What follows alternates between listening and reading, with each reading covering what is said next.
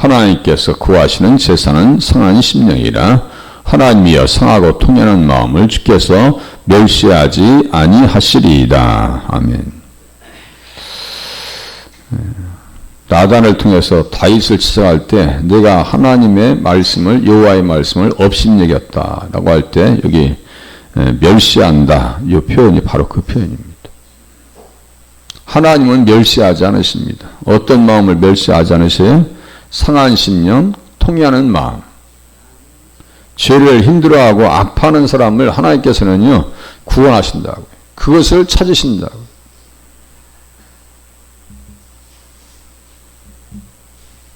그래서 하나님께서 받으시는 제물은 상한 심령이다. 죄의식 아래 겸손해지고 진심으로 회개하며 성령의 손에 들린 하나님의 말씀으로 상처 있고 부서지는 심령입니다. 내 말이 불같지 아니하냐, 바위를 쳐서 부서뜨리는 방망이 같지 아니하냐. 하나님 말씀을 이렇게 듣다 보면요 부대끼면 상합니다. 하나님 말씀에 지적을 당하면 아파요. 마음이 찔리는데 말씀을 가지고 들으면서 하나님 앞에 맞춰나갈 때 내가 깨져야지. 내가 깨져야지. 하나님 말씀이 깨지면 안 되잖아요. 내가 바꿔줘야지. 자꾸 하나님 앞에 맞추는 거예요. 차를 가지고 정비업소 들어가면 정비사 되시는 분이 다 차를 조율해 놓죠. 조정해 놓죠. 여호와의 말씀이라. 그러므로 보라, 서로 내 말을 도둑질하는 선지자들을 내가 치리라. 말씀 갖고 장난하지 말라는 거지. 다니엘서 2장이 또 이렇게 말씀이 연결됐어요. 그러니까 아니 하나님 앞에 보니까 이게 역사를 심판하신 주님 앞에 보니까 감당이 안 되는 거예요. 왕이 보신즉 손대지 아니한 돌이 나와서 신상의 새와 진흙에 발을 쳐서 부서뜨리매.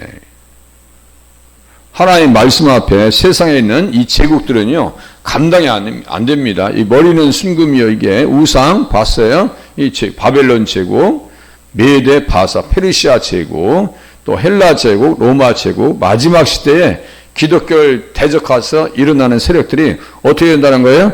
산산조각날 것이다. 하나님 말씀 앞에서 내가 잘못됐다라고 하는 것을 깨달으면요 먼저 마음이 상해져야 되거든요. 네가 철장으로 그들을 깨뜨리며 질그릇같이 부수리라. 상한 심령을 하나님께서 받으신다고 해요. 상한 심령을. 손대지 아니한 돌이 산에서 나와서 새와 놋과 진흙과 은과 금을 부서뜨린 것을 왕께서 보신 것은 크신 하나님이 장래 일을 왕께 알게 하신 것이라. 이 금은 참되고 이 해석은 확실하니이다. 그러니까 뭐 다니엘 느부갓네살 왕이 너희 하나님은 참으로 모든 신들의 신이시요 모든 왕의 주제시로다. 그래가지고 다니엘을 높이죠, 총리로. 새 친구들도 추천 받아가지고 높여집니다. 그러니까 신앙의 싸움, 영적 싸움에서 승리해야 하나님께서 세우시는 거예요. 영적 싸움에서 승리해야. 매일 영적 전쟁터입니다.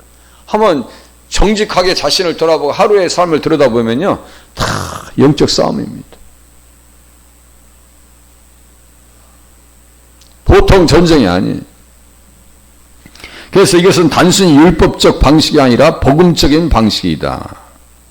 사랑의 하나님께 지은 죄에 대해서 슬퍼하고 죄를 슬퍼하고 용서의 은혜를 바라보며 죄의식 아래에 마음이 부서지고 녹아져 내릴 때 하나님께서 그것을 받으신다. 이게 하나님께서 구하시는 제사라. 찔리고 상처 입은 구세주를 바라보면서 슬퍼하는 심령.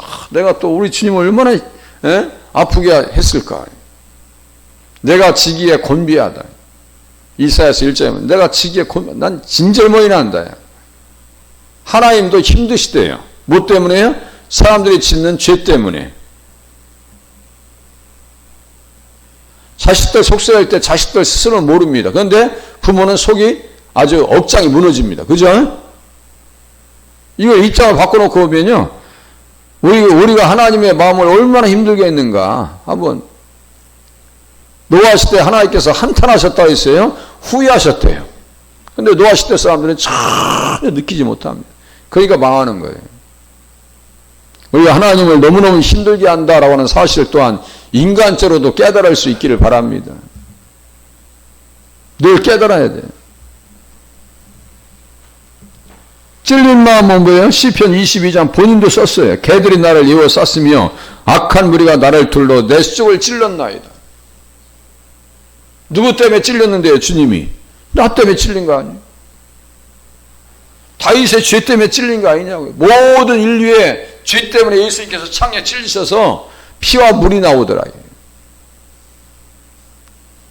내가 주님을 이렇게 힘들게 했구나. 애통하는 자는 복이 있나니 그들이 위로를 받을 것이며, 죄 때문에 슬퍼하고 애통하고 하나님의 일을 하지 못해서 마음이 아프고 그래야 되는데 정반대면 안 된다는 얘기죠. 하나님 앞에서 내가 지금 할 걸 못하고 있구나. 그런 자가 어떻게 한다고요? 마음이 상한 자를 고쳐주신다. 무릇 시온에서 슬퍼하는 자에게 화관을 주시며 모든 슬픈 자를 위로하신다. 하나님 앞에 마음이 상하고 있으면 주님께서 위로해 주시는구나. 그럴 때 비로소 어떤 사람이 되는 거예요? 여호와의 제사장 하나님의 봉사자라 할 것이며. 다윗처럼 하나님 앞에 봉사한 사람, 헌신한 사람도 없습니다. 조금만 잘못해도 하나님 너무너무 아파요, 마음이. 그런 거듭난 양심으로 신앙생활을 해야 하나님 앞에 쓰임받을 수 있다라고 하는 사실을 본문에서 발견하게 됩니다. 하나님 앞에 자꾸 너희는 근심하겠으나 너희 근심이 도리어 기쁨이 되리라. 너희는 곡하고 애통하겠으나 세상은 기뻐하리라. 예수님 십자가 보면서 예수님이 마치 그냥 패배하신 분 같은 그런 모습을 보일 때 이 제자들은 너무너무 힘들었어요. 그러나 여자가 해산하게 되면 그 때가 이르렀으므로 근심하나 아기를 낳으면 세상에 사람 난 기쁨으로 말미암아 그 고통을 다시 기억하지 아니하느니라. 여기서 말하는 남자아이가 세상에 오면 평화가 세상에 온다라고 유대인들이 얘기한 거예요. 그러니까 예수님께서 부활 승천하시고 승리하면 뭐 한다는 거예요? 고통을 다시 기억하지 아니할 것. 우리가 세상에서 환난과 시련을 당하죠. 찬양도 있죠. 환난과 시련. 성도는 믿음 지켰네. 그런데 하나님 나라 가서 그거를 기억할 필요가 없죠. 고통을 다시 기억할 일이 없습니다. 그런데 거꾸로 되면 이 세상에서 주님을 만나지 못하면 이제 죽은 이후의 고통과 좌절은 감당이 안 되는 거예요. 그러니까 이 세상에서 믿음으로 잘 사는 축복처럼 큰 축복이 없습니다. 가장 큰 축복이에요. 너희가 고난에 참여한 자가 된 것 같이 의로에도 그러할 줄을 알미라 그랬어요. 그래서 우리는 하나님의 뜻대로 하는 근심을 가질 수 있어야 돼요. 하나님의 말씀대로 살지 못하는 것 때문에 아파하고 염려하고 근심하고 그래야죠. 그런데 세상 근심도 있고 하나님의 뜻대로 하는 근심이 있어요. 세상 근심은 뭐예요? 이거 보니까 사망을 이룬다. 세상 근심은 사망을 이루는 것이에요. 그러니까요, 근심도 두 가지예요. 기쁨도 두 가지요. 다 달라요. 세상에 속한 기쁨이 있고 하나님 앞에서 받으시는 기쁨이 있고요. 열심도 두 가지요. 다. 하나님 앞에 열심 내는 열심이 있고요. 세상을 향한 열심이 있어요.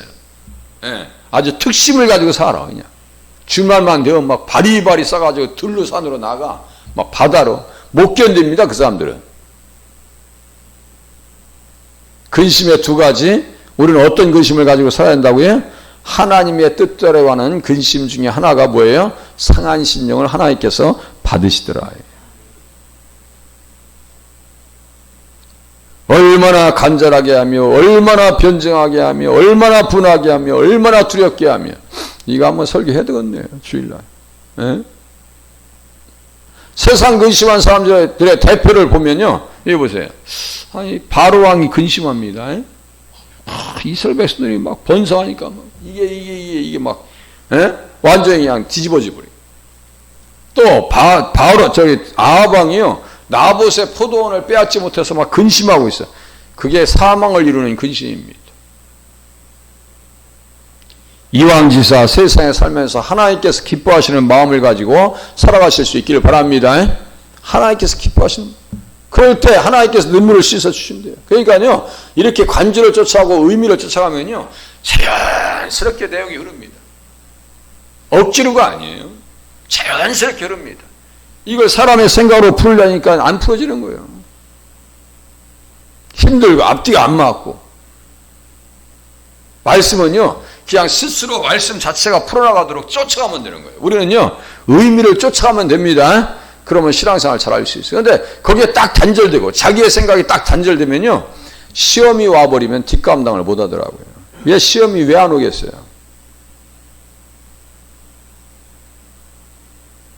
어휴, 저도 4일 연짝 장례식 왔다 갔다 하는, 지쳐요.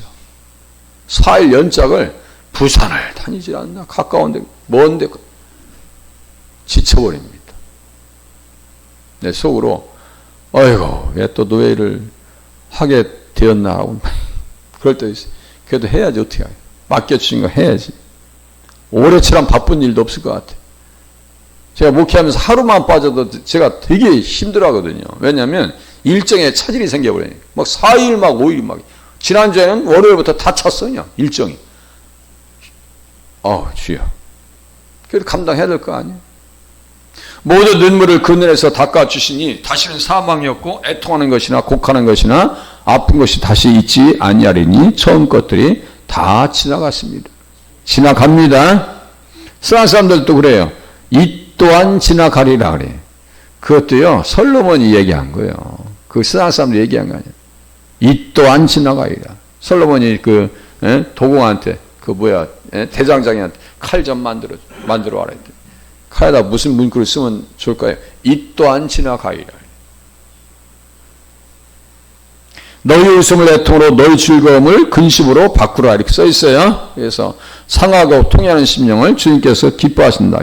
이렇게 성경을 좀만 보시면은 그들의 기도를 멸시하지 아니하신다. 상심한 자들을 고치시며 그들의 상처를 싸매시는도다. 이렇게 써 있네요. 34장 18절 지금 계속 보고 있고요. 마음이 상한 자를 가까이 하시고 충심으로 통해하는 자를 구원하시는도다. 이렇게 그 중에 대표적인 사람이 누구냐면요. 여기 다른 말씀은 중요하지만 여기 보세요. 누가복음 15장 이렇게 해놓고요. 누가복음 15장 17절에서 24절에 딱 써 있단 말이에요. 다시요. 말씀을 흘려가는 거예요. 그대로 흘려가는 거예요. 그러면 거기 인물들이 나와요. 인물들이 나오는데 그 중에 하나가 누구예요? 탕자입니다. 외부적 요인과 내부적 요인이 결합돼 가지고 힘들었어. 마음이 아팠고 슬펐어요. 돌아오니까 어떻게 해줘요? 아버지가 손에 가락지를 끼고 제일 좋은 옷을 가서 입히시고 발에 신을 신기고 살찐 송아를 끌어다가 잡았어요. 잡았습니다. 이 살찐 송아지는 누구의 모습이라고요? 예수 그리스도의 희생을 이야기합니다. 너희들은 예수 그리스도 때문에 살 수 있는 거예요. 오늘도 그 은혜로 살 수 있는 줄로 깨달으시길 바랍니다. 기도합니다.